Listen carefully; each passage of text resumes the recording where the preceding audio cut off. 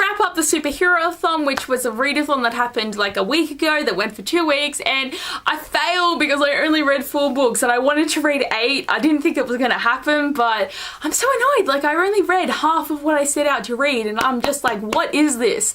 And technically I only finished 4 of the 10 challenges, so that's really, really annoying. So we'll have to see if I can mesh some challenges here, and I'll just talk about the books I read. So the first book I read was obviously Obsidio by Amy Kaufman and Jay Kristoff. You can never show this in a video because it's too flashy. I read this book last month, but I absolutely loved it. Like, it was such a good book. And just seeing all these characters come together, and it was just such a good conclusion. And I'm so glad that I actually read this at the release date, because Gemina I read so late. Like, I'm glad that I finally finished it. So this completed the challenge of Captain Marvel, which was read a new releases, grabbed your attention, and can I say it's gonna complete the Captain America read a book that represents your country, because these are 2 amazing Aussie authors. So I'm gonna use that as a challenge. You know what? I can say that this is the Avengers read a book with squad goals, because, you know, that's 3 challenges. I might say Hulk smash too. Read an intimidating book on your TBR you want to smash out, just because it's like 700 pages long. So 4 challenges for 1 book. I'm counting it. I am counting it and make me feel better. The next book I read was Ready Player One by Ernest Cline, and this was a 3-star read for me. Like, I didn't hate it, but I didn't love it. Like, I enjoyed the concept of this book, but I think the hype got to me of how many people love this book. But I am glad I have finally read Ready Player One, and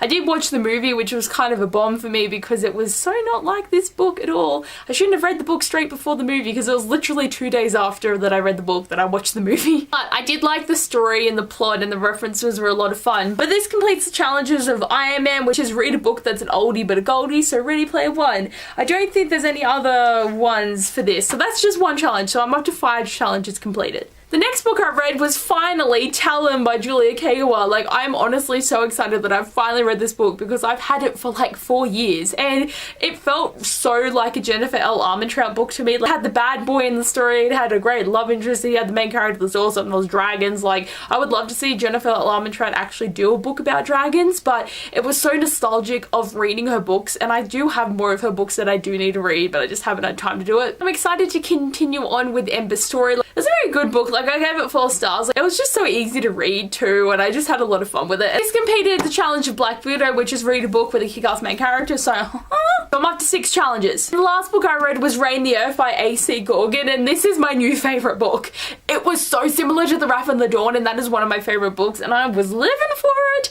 I enjoyed the reading experience of this so much, and I loved the characters, I loved the plot, I just loved everything about this, and I'm so glad I got this in my YA Chronicles subscription a couple of months ago, and I'm really happy because lately I'm reading all the books that I've gotten from my YA Chronicles subscription lately, and I'm so proud of myself because I still have the first book I got in my book box for the YA Chronicles over 2 years ago, so I feel really good now that I'm actually reading them. But they've just stepped up the game with a lot of great books. This completed the challenge of Black Panther, read a book with a person of colour as main character, and it can be Thor, which is read a book set in a different world. So 8 challenges, people.